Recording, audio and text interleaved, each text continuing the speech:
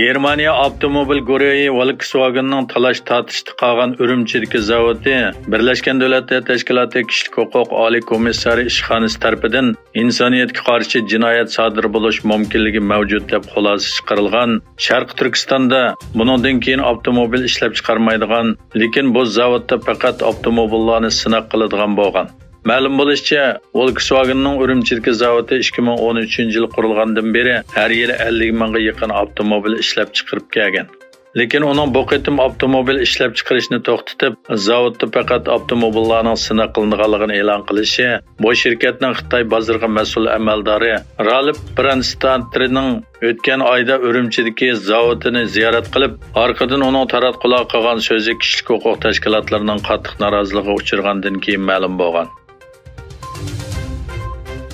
Angliyaning nopozliq gazetlardan Maliya vaqti gazeti 6 mart e'lon qilgan bir maqolada Xitoy bilan bo'lgan munosabatlardagi tuturuqsizlik Uyg'ur elini qiyin ahvolga qo'yganligi, Xitoyga qartilgan nomussiz jazo va quruq kelishimlarning rayonning kishilik huquq vaziyatini yaxshilamaydiganligini bildirgan. Maliya vaqti gazetining muxbiri Yan Yang Xitoy bilan bo'lgan munosabatdagi tuturuqsiz Xinjiangni patqoqqa patirib qo'ydi mavzuliq bir maqola e'lon qilgan bo'lib, maqolada ko'rsatilishicha o'tgan oyda Uyg'ur avtonom rayoning raisi Erkin Tuniyazning London bilan Bruselni ziyorat qilish plani qattiq qarshilikka uchrab bekor qilinishi Yevropaning Xinjiangga aralashishiga aloqador texnik cho'nqur bir masalani yoritib bergan. Xitoy hozir bir mezgillik nopis o'zgarishini boshdan kechirmoqda. Statistik ma'lumotlarda bu davlatning nopisining 60 yildan buyon tunji qatim azayganligi oshkorlangan edi. Yangi tekshirishga qaraganda mutlaq ko'p sondagi Xitoy ayollar faqat birli balaliq bo'lishni va butunlay balaliq bo'lmaslikni xohlaydi ekan.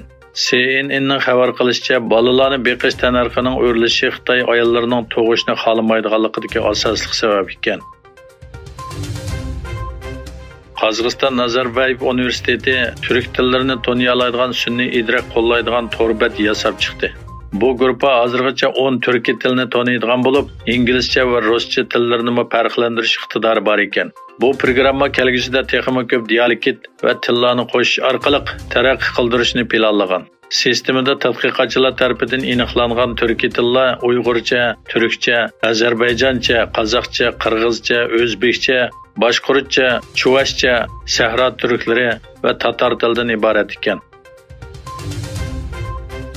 Germaniya bosh ministri Olaf Scholz Xitoyni ogohlantirib, agar Xitoy Rossiyaning Ukraina urushi uchun Moskvani qurol bilan ta'minlasa, buning oqibati yomon bo'lganligini bildirgan. O yana Xitoyni Moskvadagi ta'siridan foydalanib, Rossiyaning chekinib chiqishiga kafolatlik qilishga chaqirgan.